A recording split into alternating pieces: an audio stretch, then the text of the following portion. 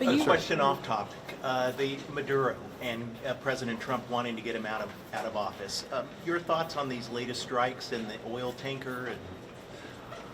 Well, as you know, Iran and Russia, for that matter, have been expert at evading sanctions, and this is going to increase the pressure on Iran, which continues to try to reconstitute its nuclear program after President Trump acted so decisively in setting it back.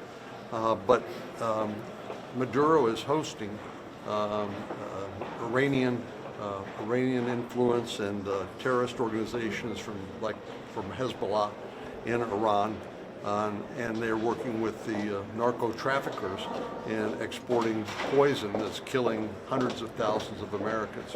So I support the president's efforts to not only put pressure on Iran, but also to convince Maduro that he needs to leave and they need democratically elected leadership. Senator, where do you stand with the war powers resolutions right now in terms of bipartisan lawmakers that think Congress should have a voice in the overall wider campaign? In terms of Venezuela? In Venezuela, yeah. Well, I think the president is operating with his authority. I certainly think that Congress should be a partner in supporting the administration when it comes to stopping this poison from leaving South America and coming to our streets and communities and schools. So I'm more than happy to have that conversation. I don't know whether any of our Democratic colleagues are actually interested in working on a bill that would actually make Congress a partner with the administration. In the absence of that, I support what the president's doing. Senator, you already said of potential military action against Venezuela is one of the most dangerous steps by presidents in recent history.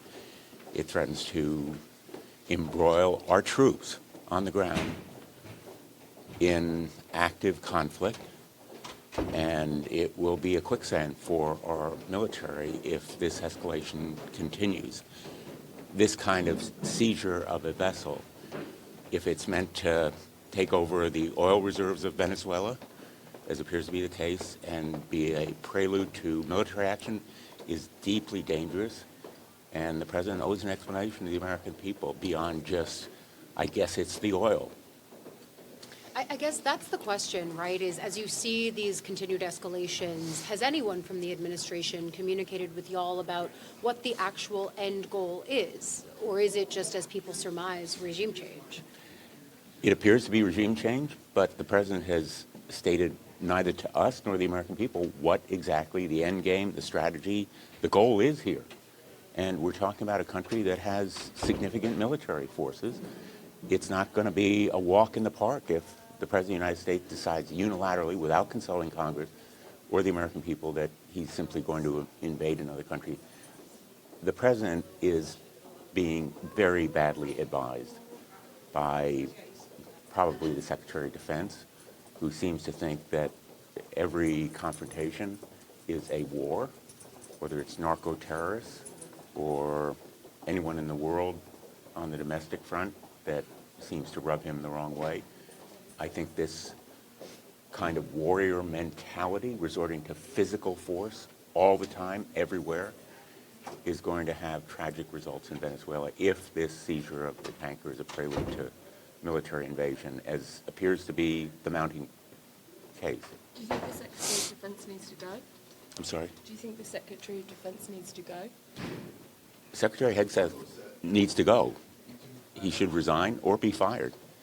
The mounting dangers that he poses to the American people, Signalgate, the military strikes, potential war crimes, now the possible invasion of Venezuela, they're all his doing, and plus he has created a command environment that really degrades our military.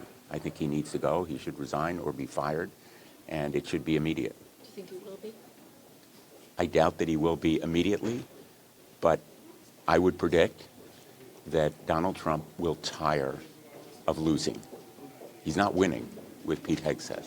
He is losing deeply, and the only question is how dire the consequences will be for the American people before he decides Hegseth has to go.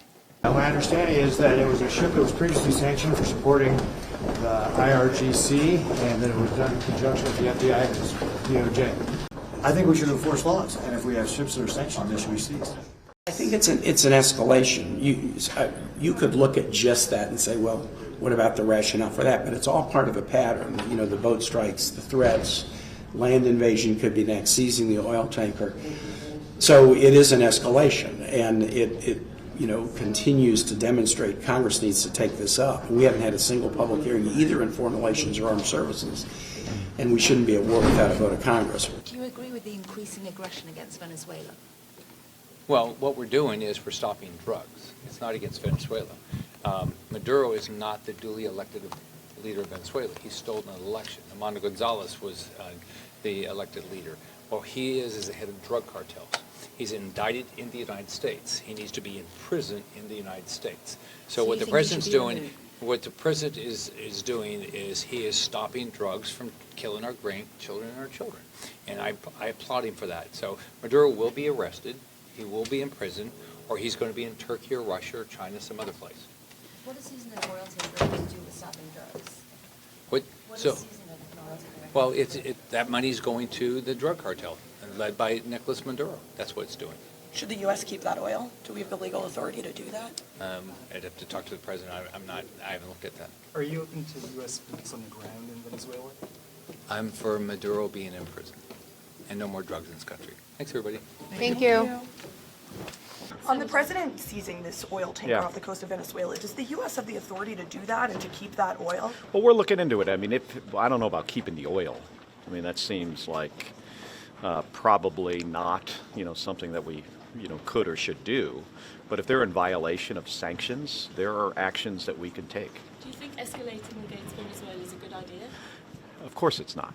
And if this is about regime change, that has never really worked well for us, whether it's South Vietnam or Cuba or Iraq or Afghanistan. Regime change, even though Maduro's a bad guy, I'd like to see him go. He's as bad as Juan Hernandez, who this president just let out of prison. He's that kind of, criminal. But us trying to force it is never been successful U.S. policy. I got to go. About the president seizing this oil tanker off the coast of Venezuela, what do you make of his actions in Venezuela? Well, first of all, his actions in Venezuela, he just randomly seizes ship. They're randomly blowing things up. We've not seen the intelligence. We've not seen the video. We have not seen the justifications. We have seen the Office of Legal Counsel justifications, which are flimsy at best. We saw them in the classified briefing. They should be unclassified. They're just a legal opinion. But until they are, I can't discuss it. But I'll just say flimsy at best. And so the president is trying to get us into a war. He needs to remember that only Congress can declare war. And what is the purpose of this war? Seems to be, does he want the oil? Does he want to stop it? We don't know what he wants. He just, like I said yesterday, I think they just like the visual. And they want to say, we're grabbing big things, we're blowing stuff up. I'll say it that way so I don't get beeped like I did yesterday. And it's absolutely ridiculous, and we need to hold them accountable. Their claims that this is about going after drugs or holding people accountable for drugs is just a bunch of nonsense. It's a cover story. And what happened with the ship is an example of how that's just a cover story. The real goal here is clearly regime change in Venezuela and accomplishing regime change by force. And if that is the case, this requires obviously congressional action under the War Powers Resolution. Homeland Security Secretary Kristi Noem is today calling the U.S. seizure of an oil tanker after it left port in Venezuela a, quote, successful operation. Attorney General Pam Bondi released this video of the operation. CBS News has learned it was launched from the aircraft carrier USS Gerald R. Ford, which has been in the area for weeks as part of broader buildup of U.S. forces in the region. The vessel in question, called the Skipper, faced sanctions for several years for alleged terror links. Venezuela's government is condemning the seizure, calling it an act of international piracy. CBS News White House reporter Olivia Rinaldi joins us now from our Washington newsroom. So more than 30 U.S. sanctioned oil vessels are doing business in Venezuela. Has the White House indicated that it may make further seizures? Well, the president, when asked about this yesterday, did say they may do more of these types of seizures. This was the first of its kind that has happened, and certainly speaks to a ramping up of this administration's campaign against Maduro and the Venezuelan government. We learned a little bit more in this briefing about exactly what the DOJ was doing there. They say the DOJ and Coast Guard in conjunction right now are doing a forfeiture process of this vessel that was seized yesterday. Caroline Leavitt, during the briefing, said that part of the reason why this ship was seized was because they believe it was bringing non-sanctioned oil to the IRGC, which is quite notable there because that shows that there's perhaps more coordination between Venezuela and Iran that this administration is honing in on, which may give more of information, ideas as to why this administration has gone so hard against Venezuela, not only as it relates to the supposed narco-terrorists that they say they're targeting, but now as it relates to the global oil trade. So quite notable there. This vessel is undergoing an investigative process. Caroline Leavitt says eventually it will make it to a U.S. port, but for right now it is going through this investigative forfeiture process and still in the region. Lindsay. And what can you tell us about what exactly is going to happen to the oil on the boat? Is there a process in line there?